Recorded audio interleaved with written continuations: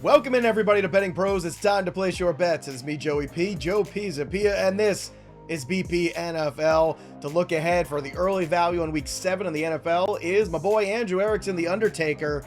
Andrew, we got our debut from Drake Maye. He took his shots, but he delivered some touchdowns. It was nice to see the Patriots have an offense again. If you're a Detroit Lions fan, you're very happy, but my goodness, the Dallas Cowboys fans are hurting this morning on a Monday. Yeah, it's funny. Somebody messaged me on Instagram in reference to a comment I made. I'm not sure if it was the last show, but one of the previous shows where the Dallas Cowboys only play in blowouts. I don't know why they feel the need to always play in blowouts, but it's either they're blowing out the team or they're getting blown out. And more recently, it's been the latter, especially at home where Dallas has been a superstar team playing at home.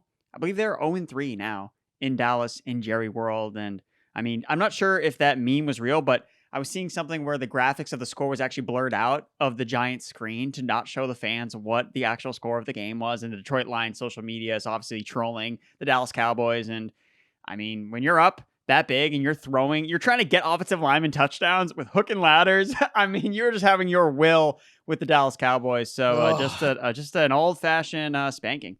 It sure was. But hopefully we'll spank Week 7 right back here. And of course, if you want some free stuff, well, we're giving away a signed Michael Strahan Giants jersey this month. So if you want a chance to win this bad boy free from our good friends at pristineauction.com, all you need to do is head to bettingpros.com/contest, complete the form, and either download the Betting Pros app, leave a review of the Betting Pros podcast, or subscribe to our social media channels at Betting Pros on X and on TikTok, and of course, Betting Pros NFL on Instagram. The more actions you complete, the more entries you get to win the Strahan jersey. So we'll be announcing the winner right here on the channel. Subscribe to the channel, ring the bell till it goes ding so you know if you're the big winner and you never miss an episode of BP. Let's get to Week 7. Let's start here on Thursday Night Football. The Denver Broncos coming off a home loss here. Surtain has a concussion. I doubt he plays this week. New Orleans Saints with Spencer Rattler, rookie QB, who at times had some decent moments, at times had some rookie moments. The New Orleans Saints are 1-point favorites. That feels about right to me. 37.5 is the number. And the money line right now, the best numbers you're getting are Denver -105 and New Orleans -115. I think I'd go straight money line here to New Orleans in the -115. What are your thoughts here, Erickson? Yeah, this one is tough. You have two rookie quarterbacks going head to head. For me, I'm leaning on the coaching matchup here. Sean Payton going back to play his old team, coming off a bad loss at home. I mean, he's been good on the road this season. Look, Bo Nix versus Spencer Rattler. Could Rattler be better than Bo Nix? Sure. But in one matchup, does it really matter where he's without his number one wide receiver? Chris Olave, you talked about Surtain being out with a concussion. Well, Olave's going to be out too with his concussion. So I think both teams are undermanned here. There's a reason why the total is what you said, 36.5. It's very, very low. And primetime unders on Thursday night, short week for two rookie quarterbacks. This is shaping up to be Jaguars-Titans-esque for those that remember those AFC South battles on Thursday Night Football with the color rush jerseys. This game could get ugly, so I will take the underdog. I'll take Sean Payton winning in a homecoming against the Saints.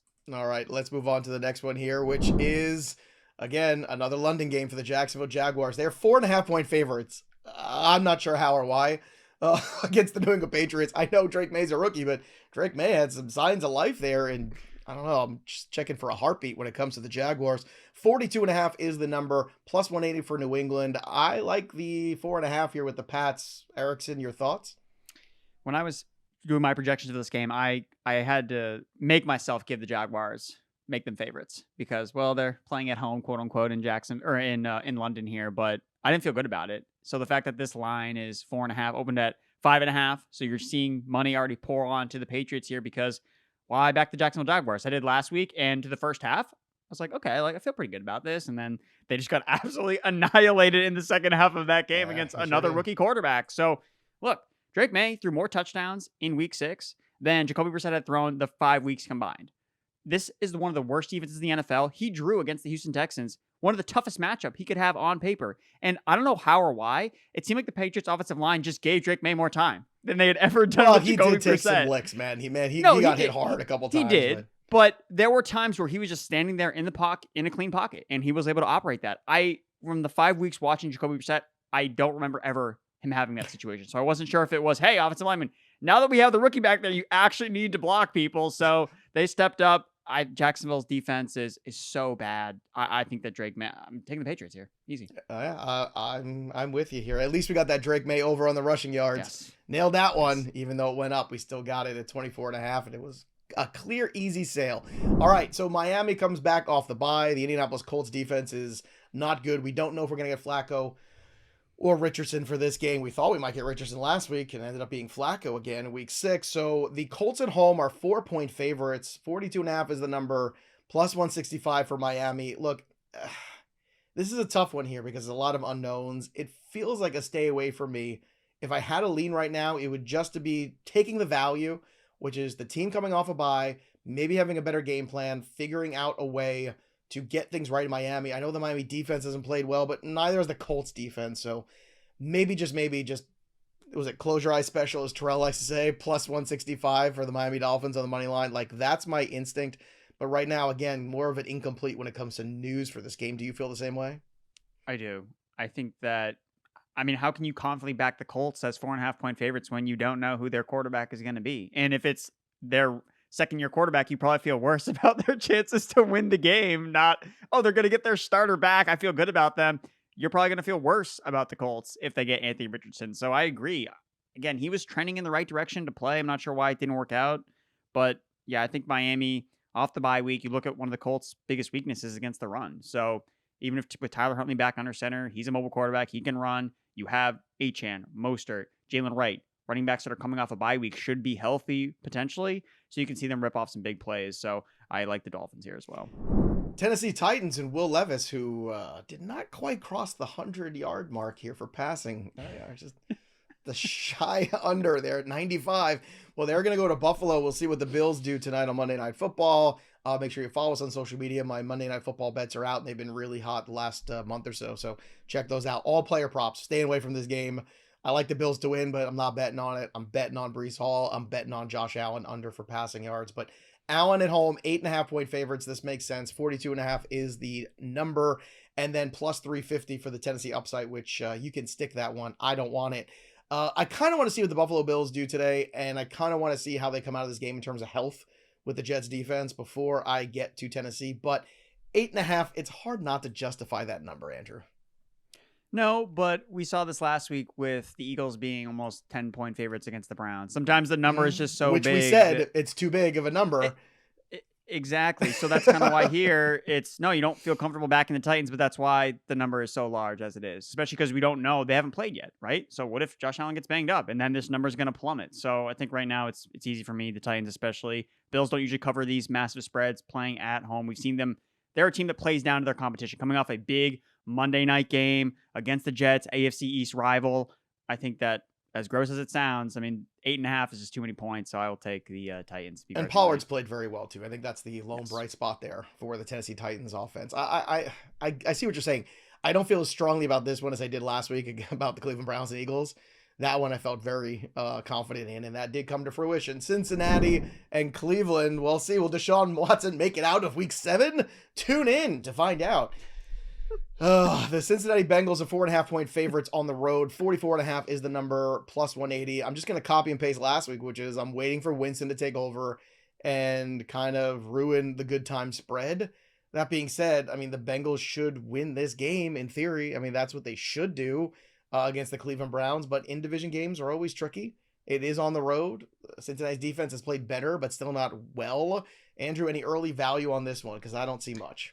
What did you say the spread was? 4.5 right now currently. Is that number? That's pretty in line with what I was projecting. So yeah, I think that on paper, when you don't consider that it's a divisional matchup, you think, this is easy spot for the Bengals. But we've seen the Bengals, especially Joe Burrow, struggle traditionally against AFC North opponents. Like we've seen this a lot, especially with the Browns defense, which has been very hot or cold, but much better defense at home. And you saw them at least show up last week against the Philadelphia Eagles, who had all their weapons back. The Eagles offense didn't look great, and that's a credit to the Cleveland Browns defense. So I think maybe for me, it's maybe a lean towards the under here. And when you're going back to, maybe Jameis Winston gets in, maybe they're just at this point, they're just hoping that Deshaun Watson, they're trying to get him to break the sack record at this point. And maybe the coaching staff is there's no way he can last this entire season if he gets sacked 6-7 times every single game. I don't know. They said that he's going to be the starter again, but for what it's worth. So I think right now I'm probably just going to be hands away from this game, except for maybe the under.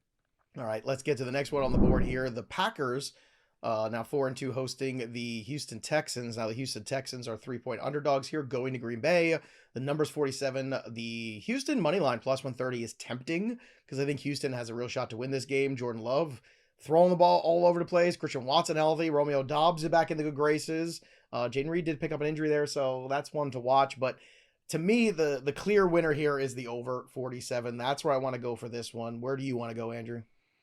Yeah, I think that the over is probably the play here. Jordan Love is kind of one of those streaky quarterbacks where it seems like he has one half of football where he's absolutely amazing, right? The last 2 weeks, it's been the second half where he's been amazing, and then this past game, it was the first half, and then I'm like, it's 24-0. Why are the Cardinals getting back in this game? Why have they just not blown out the Cardinals altogether? So I think that they still just have too much offensive firepower, and I would be maybe a little hesitant if Jaden Reed, ends up missing this game because he's one of their biggest explosive playmakers. And you also don't have Nico Collins, but that, the Texans didn't necessarily miss him against the Patriots. So yeah, I think for me, two young quarterbacks, ascending offenses, defenses that I think can be exposed. I think, yeah, the over is probably the right move. All right, next on the docket, we have the Atlanta Falcons, who are riding high. No traps for them. They're at home taking on the Seahawks, who are now 3-3 after Cinderella turned into a pumpkin and real competition showed up. So Falcons continue to look really sharp here. The offense is humming. Everybody's getting work. I love to see what Kirk Cousins is doing. They're 3-point favorites against Seattle. 49.5 is the number. It's a pretty big number there. Plus 130 on Seattle for the money line. I will take the Falcons here with the points and the 3. I think they handle their business. I think Seattle's got some holes. I think they're, again, exactly who you look at. They're a mediocre team. And I think they can beat the teams that are beneath them. And I think any team that's got better personnel and coaching ahead of them, they're going to lose to. That kind of feels like the identity of the Seahawks now that we are in week 7. Do you agree or disagree with that fact? I would agree. I mean, the Seattle Seahawks, we were kind of always skeptical based on, well, they had a cakewalk schedule to open the year. They were facing rookie quarterback after rookie quarterback, backups all over the place. And then when they've actually played real opponents the last couple of weeks, they have fallen just short. So, I mean, yeah, right now the Falcons offense is cooking, right? Kirk Cousins looks really good. The run game is getting going. They're kind of firing on all facets. So I think right now Atlanta at home, I looked at this game and my projections at more like Atlanta -3.5. So at -3, yeah, I like the Falcons at home. All right. The next one we have is a great matchup here. The Minnesota Vikings, undefeated, fresh off the bye, 5-0, taking on the Detroit Lions, who just put on a clinic against the Cowboys. Just embarrassing. How they keep getting their ass kicked at home and McCarthy still has a job, I don't know. I don't know how it happened last year in the playoffs against Green Bay, and it just keeps happening. This one's close. The Vikings at home, 1.5-point favorites at -110. 50.5 is the number. Even money on Detroit on the money line, -120 for the Minnesota Vikings to win. This looks like a fun one. It's a very high total, 50.5. Do you think it lives up to expectations, Andrew? I don't think so. I think that this is probably an under spot for me. Looking at the Vikings, what's their strength, right? You look at their defense. I know Sam Darnold has played really well, but he was a little bit more shaky in the Jets matchup. They didn't necessarily fire on all cylinders in that particular game. So maybe the Lions have, again, they're going to be without Aiden Hutchinson. So that's a big hurdle for them to overcome defensively. But I think the Vikings defense can definitely throw enough at Jared Goff where they can actually stop the run, which the Dallas Cowboys cannot. So if Detroit is running into stack boxes and not necessarily picking up first downs, you could see this game stalling out a little bit. So again, at this number's, it's Jared Goff or Sam Darnold, right? That's what we're expecting to be a 51.5 point game. That seems a little aggressive to me. So I like the under here just because the number is just so massive. And I want to ask you something. Do you think that the Vikings are favored because they're just undefeated and it's, hey, you guys are undefeated, you haven't lost, you're playing at home, that's why you're the favorites? Or do you think they're actually the better team between the Vikings and Lions? This is an interesting one. That's a really interesting question because I think the Vikings have started to get tested a little bit. That Jets game was a little bit of a test for them. I don't think where they've caught certain teams, they've caught them when they were down, I think, which has been beneficial. But I think it's a matter of the Vikings defense has been good. They're at home. Again, it's only 1.5, so it's not like you're getting 2.5 or 3 here. So no matter what we saw of the Detroit Lions this past week beating up on Dallas, that doesn't necessarily carry over. These are teams that know each other well in the division, 10 situation. I think there's a lot of reasons to favor them. I would be favoring Minnesota in this game. This is exactly the line I would set, especially with Hutchinson now, because when you lose that pass rush, you allow Sam Darnold to complete more passes, and he's been able to show you that he can sit there in the pocket and deliver over and over again. So I think this line is exactly right. The 50.5 does seem a little large, and for an in-division game, I think I would shade the under 2, but this is another more of like a stay away for me, or, just kind of look at some props instead. Speaking of props, there's no line you can set that I won't go over on this week with Saquon Barkley. None. Zero. You know why? Because he's going back to New York to face the Giants. So the Giants are 4-point underdogs. Saquon Barkley comes into town and gets to remind everybody, hey, remember me? I'm Saquon. I'm the franchise, and you didn't want to pay me.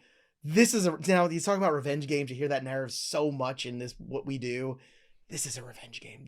I'm going to stick it up your rear end. This is why you sign with the Eagles. Because if you're Saquon Barkley, for this moment in New York, 45.5 is a number. I don't want that. Plus 170 for the Giants. I certainly don't want that. I don't even want the -4 for the Eagles. All I want is Saquon Barkley in this game. All the overs. I think that leans towards a victory here for the Eagles, I would assume. But my faith in Nick Sirianni is very, very little at this stage. Erickson, your thoughts? I mean, he's going up talking smack to his own fans? What are we doing, in Philadelphia? No good can come of that. I lived in Philly for 6.5 years. No good can come of this, Nick. Trust me. He's falling apart at the seams. I think he really is. I really do. Yes. So for me, the Eagles should win this game, but how many points is it by? Again, the coaching matchup.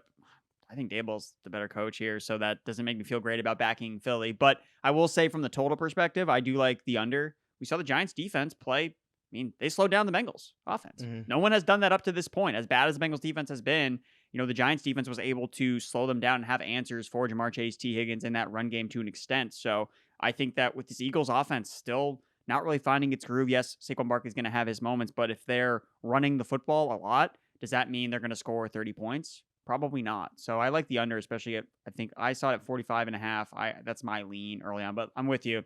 The Saquon Barkley props. This is the week to hammer him, especially off a down week for him. I'm going to set it at like, I think it comes in somewhere in like the 85, 86.5. Like, I think it's going to be over. Like, I don't care what it is. I'm still going over. I can't imagine him not going for the century mark of this game. I just can't. I don't want to live in that world. I just don't want to live in it. Also, I don't want to live in a world without the BettingPros app to help me make all the bets that I possibly can the right way. So if you want to track any line movements for any game here, download the BettingPros app for iOS, for Android, and you can automatically track your bets across all the sports books. You can track certain games too, see how the lines are moving, like that Colts game we talked about before. What's that going to do if it's Richardson and not Flacco? This is the way to stay on top of the lines at all times. Again, you can follow us too at bettingpros.com/Erickson/Joe as well. Let's get to the next game on the docket for week 7 in the NFL. And we have the Las Vegas Raiders and the Los Angeles Rams. Here we go. All right. The Rams are 4.5-point favorites in this one because, well, the Vegas Raiders are having issues internally and externally. Existential crisis, you might even say. 44.5 is the total, plus 185. I like the Rams to win this game, but I don't know if I feel comfortable with the Rams at 4.5. The Cooper Kupp news is the one I'm waiting on. That's the one that makes me feel warm and fuzzy, but until I get a go-ahead on that, if Kupp plays, I'll take the Rams with the 4.5. If he doesn't, it might be a stay away for me on this one too. Erickson? I'm just going to the under.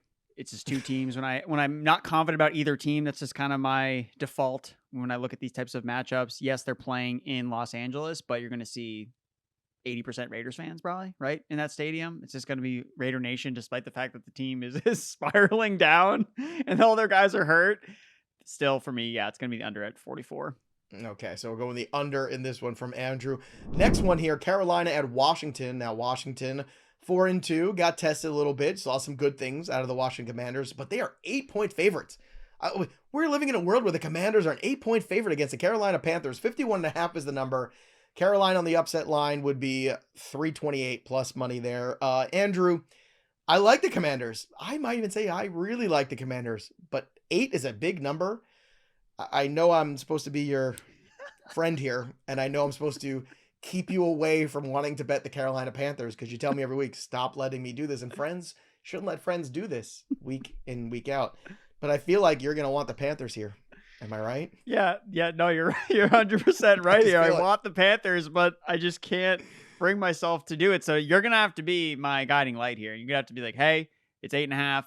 if it goes to 9.5 because no one wants to bet on the Panthers except me, then you got to give me the green light. So Joey, we're going to have to just wait and see how this line moves throughout the week. That's why you got to have the Betting Pros app follow that line movement. So again, the total, what'd you say was 49, 51 and a half? 51 and a half is the consensus on Betting Pros right now. That is such a big number. It's a huge number. I get the defenses aren't good. Well, but that's what it is. The defenses aren't good.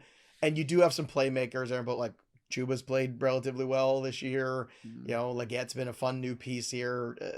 Terry McLaurin looks like, you know, he's back on track after a slow start to the season. You know, there's a lot to like here in this game. 51 and a half is huge, but I think I would still go with the over here because Washington's defense still has holes in it. And I think the explosiveness of what Jaden Daniels can do against Carolina at home, I think is a really good situation. 8 is a lot to cover, but there's also a scenario where, you know, they beat the hell out of them, right? And they go to 35 points. And if they go to 35, then the implied team total of the Carolina Panthers should take you over. But we'll see. Yeah, this one is, I'm going to have to do some more research on this one. All right. How about a rematch of the Super Bowl? You like this one? The 49ers at home, 1.5 point favorites against the undefeated Kansas City Chiefs. But are they a paper tiger?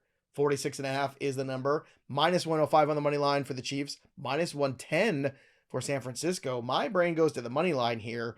And just what team do you like more? Now, you know, Jordan Mason's injury seems like he's going to play through that. This is the revenge game again for the 49ers. But, you know, Andy Reid coming off a bye with more time to prepare. Sorry, kids. Give me Kansas City to find another way to win at -105. Your thoughts?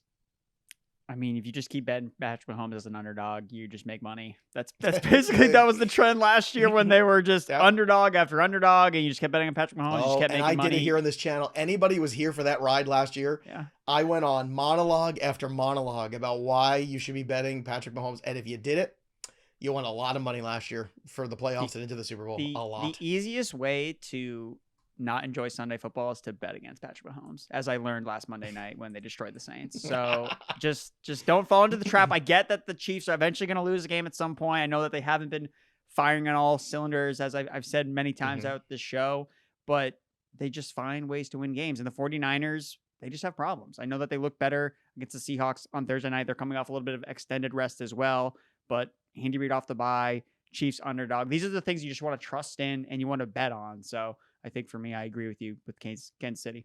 All right. Sunday Night Football, Pittsburgh, New York, right? New York Jets, we'll see what they do with their new play caller. See how exciting that becomes. Steelers got back on track. Big road win for them. Fields is not giving up that job, folks. Sorry. Anybody who's looking for Russell Wilson, that ain't happening. -1.5 for Pittsburgh. That feels right to me. 37.5, just 37 right now is actually the number. Even money on the Jets money line. You know, when I see Pittsburgh, I see Jets, I see, you know, evening game, I see under. I just can't help but go that route. What do you think here? I know it's a low one. Can it scoot still under? I think it should, but we see wacky things happen. Again, the Patriots-Texans game, right? That game was at 38.5 too, and that game soared over the total because you had explosive plays from both sides of the field. You had a lot of turnovers, right? Turnovers is always throws a wrench in the plan, but you get short fields, and that's how you get a lot of points, even with two strong defenses. So I guess for me, I'm trying to figure out where's the value proposition. So the Steelers are favorites at home. If the Jets play well, play better on Monday Night Football against the Bills, then you'll get some Jets love, right? So I think that if you want to bet on the Steelers, you probably just want to wait and bet on the Steelers after the Jets. Because I think their offense is going to be better no matter what. It just has to be better, especially against the Bills defense. I'm just waiting for the Jets tonight to see a little bit of what's new. If anything, I mean, I imagine more Breece Hall and less throwing the football, but it's Aaron Rodgers. So you can't count on that. Baltimore, Tampa Bay, Tampa, you know, Baker Mayfield out there throwing blocks. Like I just... You know, if you like football and you don't like Baker Mayfield, I don't know, like something's wrong with you. Like that guy's fun. They are 4.5 point underdogs though against the Baltimore Ravens who come into town. Now this is interesting to me because I think Tampa is like, hey, let's go. We're ready for this test. I think this is a close game. I think it's a little too much to give Baltimore. I actually like Tampa here with the 4.5, 50.5 high number. Again, variables in this game, +170 on the money line for Tampa. That's not the route I'm going, but it is a Monday night game. Baker Mayfield and the Tampa Bay Buccaneers continue to respond. I think the challenge after challenge. They are 4-2, same record as the Baltimore Ravens. They've had some hiccups, same as the Baltimore Ravens. The Ravens are running the football very well. Maybe that's where you want to point to the under here, just sucking clock a little bit here. But what are your thoughts on this one? I'm leaning towards taking the points right now early on with Tampa at the 4.5. I think that the Buccaneers match up really well with what the Ravens want to do offensively, right? You That's look a at the good Ravens, point. they want to run the football. What's the Buccaneers' strength?